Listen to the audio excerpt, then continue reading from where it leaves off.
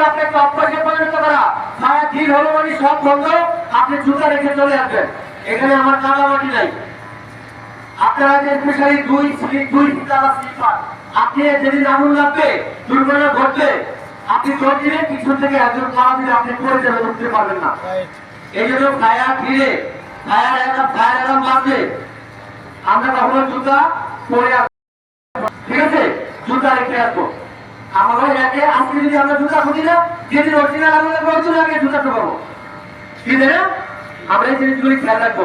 আচ্ছা, যাই হোক, অগ্নিকাণ্ড, ভূমিকম্প আমাদের কেউই প্রত্যাশা না, কারখানায় দুর্ঘটনা আমাদের কেউই প্রত্যাশা না। আমরা চাই সবসময় আপনারা নিরাপদে থাকেন, ভালো থাকেন।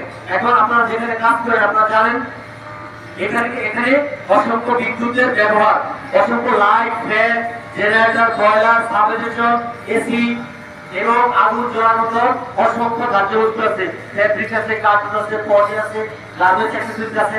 একটা স্পার্ক হতে পারে, একটা শর্ট সার্কিট হতে পারে, আগুনের সূত্রপাত হতে পারে। যদি অগ্নিকাণ্ড ঘটে যায় আপনাদের কিছু দায়িত্ব পালন করতে হবে। দায়িত্ব হলো, প্রথম ফায়ার অ্যালার্ম বাজাবো, দ্বিতীয় হলো ফায়ার অ্যালার্ম শোনার সাথে সাথে যার জন্য যে সিঁড়ি আছে একটা সিঁড়িতে